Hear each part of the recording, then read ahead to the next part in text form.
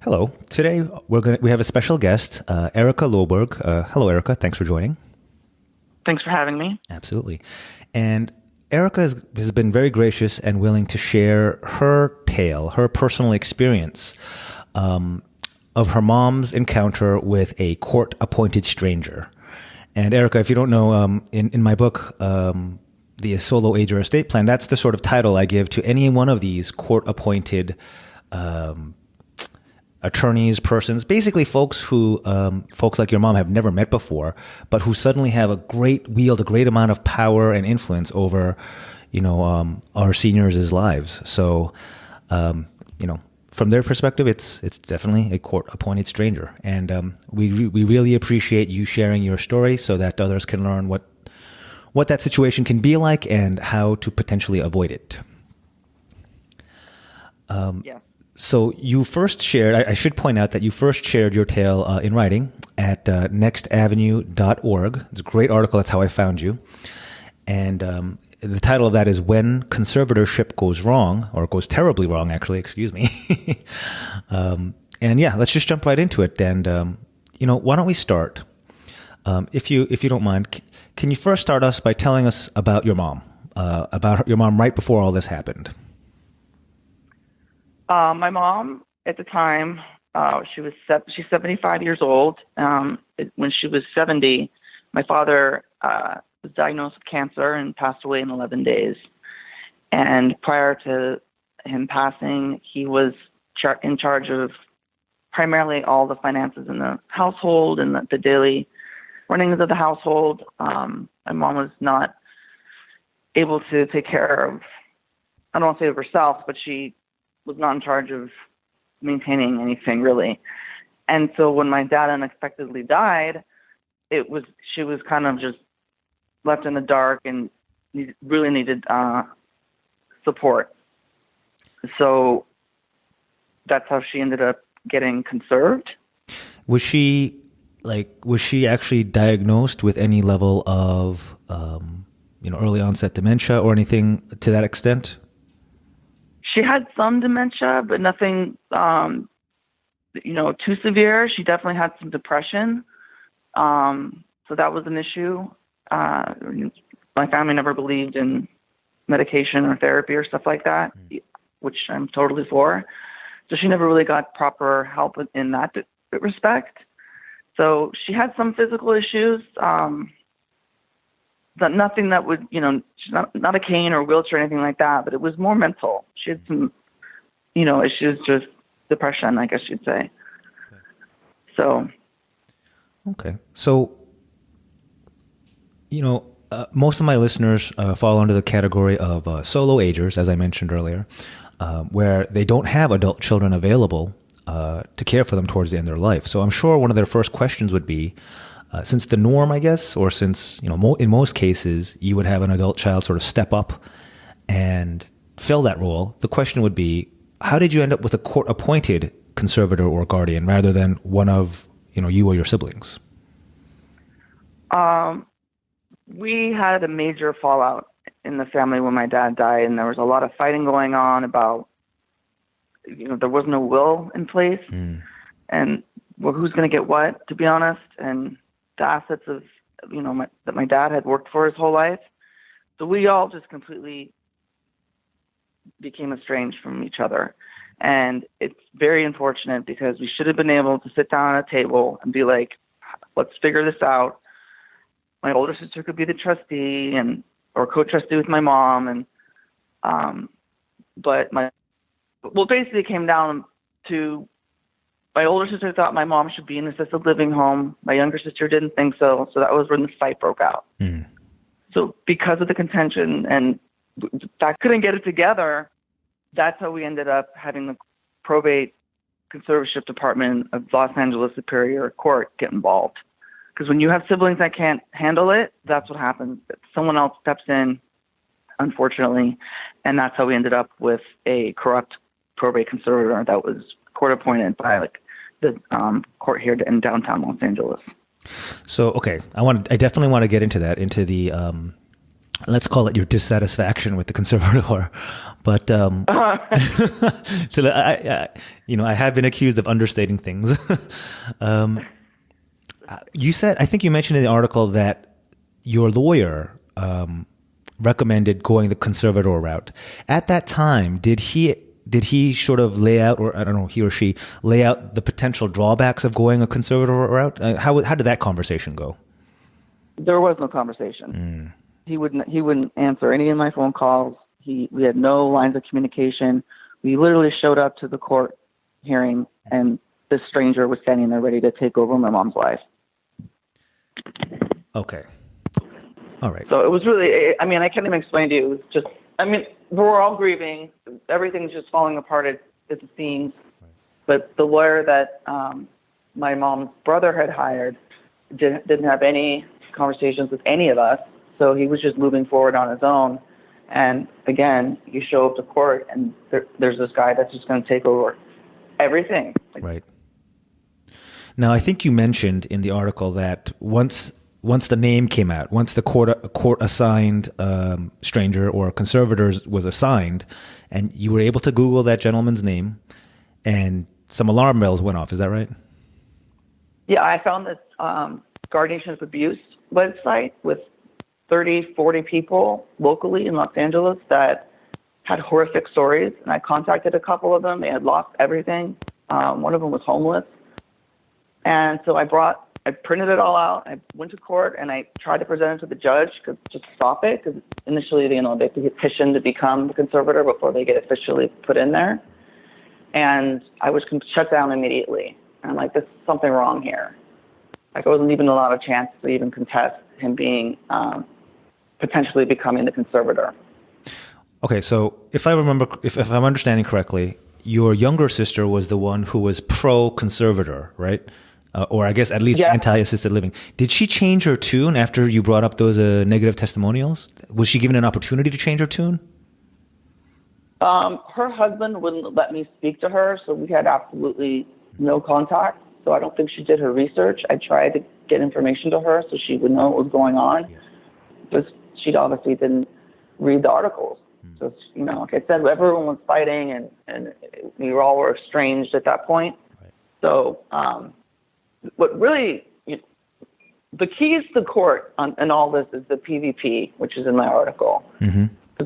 They're the ones that are supposed to be unbiased, and they come in and they assess the situation, and then based on their recommendation, she'll tell the judge, the so-and-so, I can't say his name, because he'll probably get a hitman on me. She sided with my sister, my little sister, right, and took her story. And she never interviewed my older sister to get her take. Mm. And my older sister actually lived next door to my mother. So she had eyes on, the situation. And my mom was isolating a lot. She wanted to go to the assisted living place, but it didn't work out. Right. And so it's the PVP that's actually, like I said, they hold the keys. And I firmly believe, I don't have proof of this, she's getting kickbacks because, like I said, she didn't do her due diligence. She didn't do her job. She just sided with my little sister, which was siding with this particular conservator. And this is not the first time I've heard this story happen. I'm curious. So you mentioned, your mom's state at this time, and it doesn't sound like she was, sort of beyond having her own opinion. So what was your mom's point of view? What did she want? And how did she express that during this time? She went to this living home initially, mm-hmm. and it didn't work out. She didn't want to be there, but my older sister thought it was unsafe for her to be back at home. So that's what she wanted, and that's my older sister was like, I don't think that's good. So they had contention going on, major right. issues. Again, my sister lives next door, so she had more eyes on the situation. But my mom just wanted to be back at home, and I agreed. So that's really what it came down to. And with the lawyer that her brother hired to get her back in the home, and then my little sister, mm-hmm. advocating for that, she was able to do that. And that's what she should. It's her house. Yep. So, Like, there was a lot of manipulation going on. I think my mom was really confused, and I don't think she had much faith in what people were telling her. All she wanted was like, I don't want to be in a assisted living home. I want to be back in my home. I'll do whatever it takes to make that happen. She was getting different, someone's telling her to go, the lawyer says, okay, we'll do that. And then my old sister's like, well, I don't think we should do that. So it was just, I think she got really, she was lost. It was very sad, very sad. so it sounds like once the conservator was appointed, or at least at that, that snapshot in time, that must have felt like a win for your mom. Like okay, now I can go home, right? But then more information came out, and let's now start talking about why was this court-appointed person so bad from your mom's point of view? She never met him. I think he came to the house once. He mentally and emotionally and psychologically abused her insofar that he would threaten her because he did all these renovations on the house that were not needed, and then he would say, if we don't do these things, I'll put you in the nursing home, because he had that right, because he was in charge now. I don't understand. That's the one part I still don't quite wrap my head around. Why was he doing these renovations to the home? Both, what was his stated reason? Like, what is the point of this? That he would tell the court if he had to, and then what do you think was the actual reason if you think it's different?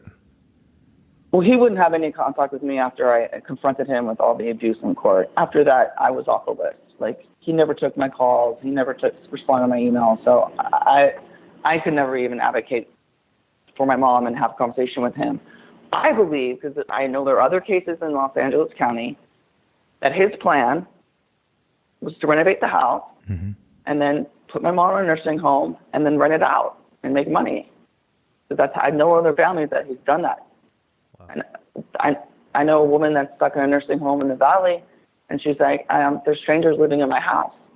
Yikes. So what's crazy about the whole thing is that my mother's already confused. She's traumatized with her. She's married with my dad for 46 years, and you want to take all of the items out of the house and make it look like, I call it the Price is Right. Like, it was just, it looked like a Price is Right set.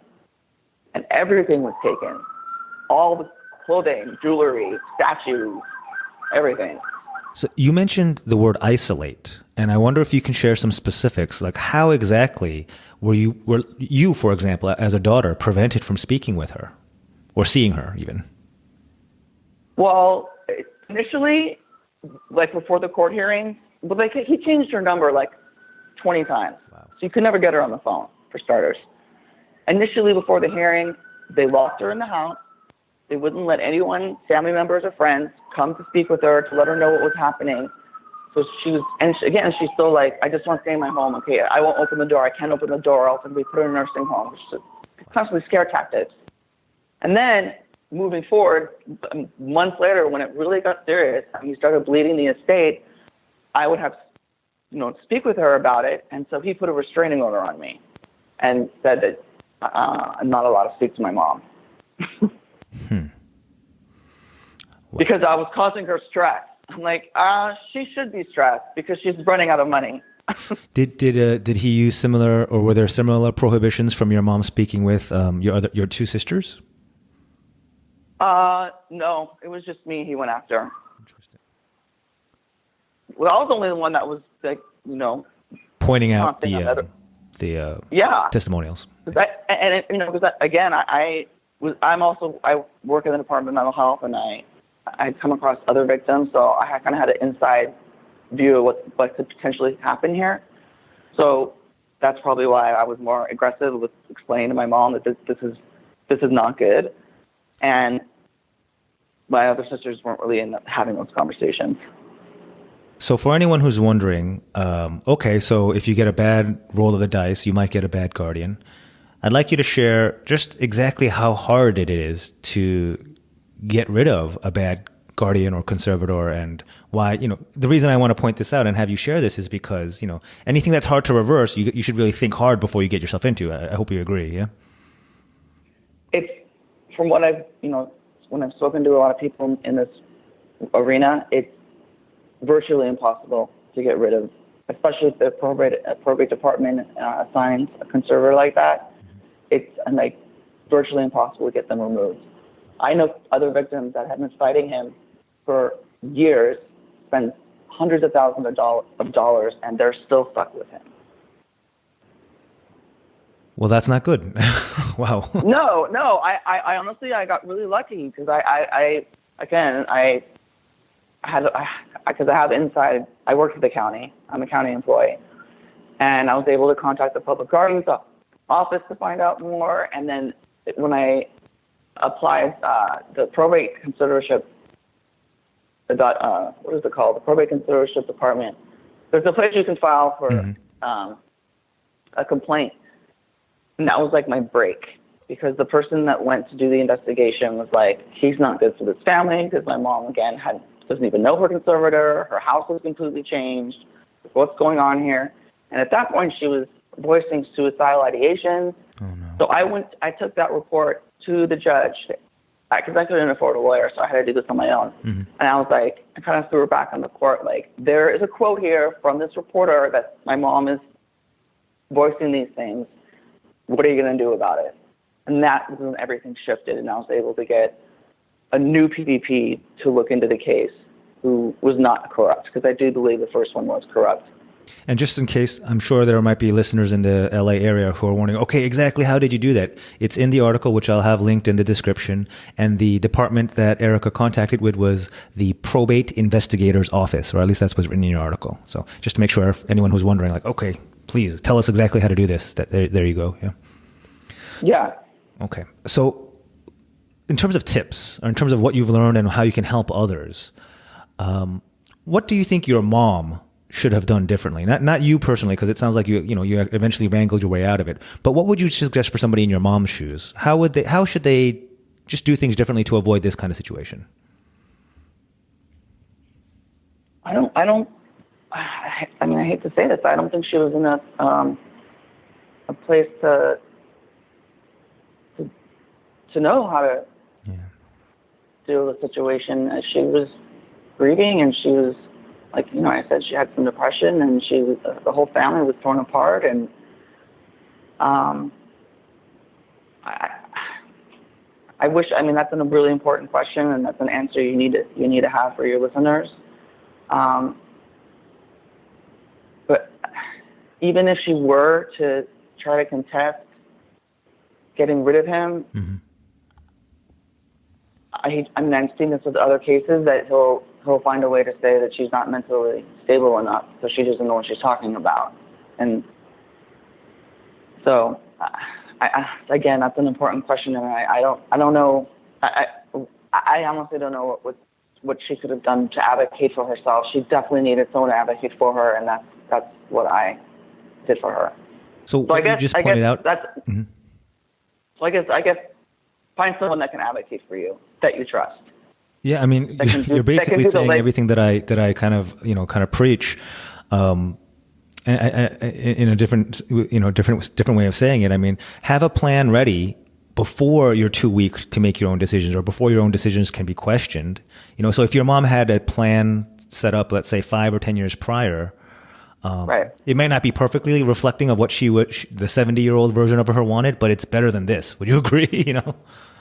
Well, no, I think that obviously there's some dysfunction in my family, and my dad, we never had conversations about a will, or do you want to be cremated, or is the family have debt? What do you want to do with these assets? We never had any discussions about money. Yeah. And what happens if you die? What do you think is best for my mom?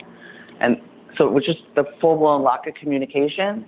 I can address that. I cannot say that enough. Like, you have to have these conversations, and period. And know where is the will? Why isn't there a will? Yeah. How do you want to proceed? People don't want to talk about death. It's a cultural problem, I think, overall.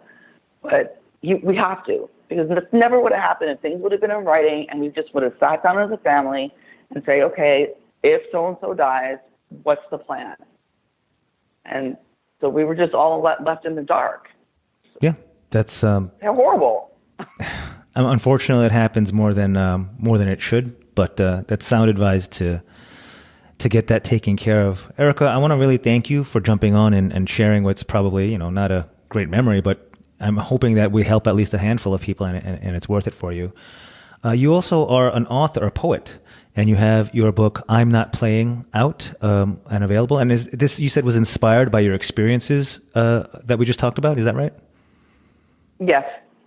Okay, very good. It's basically a chronology look of from beginning to end, like in the beginning of my dad dies, and then all the steps I took. I mean, I met with the FBI. Wow. I did everything you possibly can imagine. And again, when going back to the question of what advice you can give, there's a lot of places you can file reports, like Adult Protective Services. I contacted the LAPD because they stole everything out of the house. So documenting all these things, hitting it every angle possible. And then, like I said, and then I got that break with the probate department. Investigative department. Yeah. Oh, sorry. Investigative.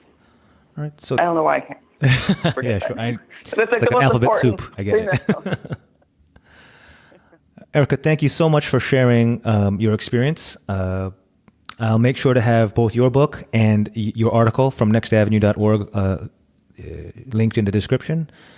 And thank you. Anyone who has any questions, throw them up in the comments. Maybe I can forward them to Erica. And if anything like that, if you're willing, maybe maybe we can continue to help anyone avoid or solve this type of situation.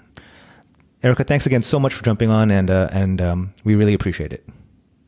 Thanks, Anthony. All right.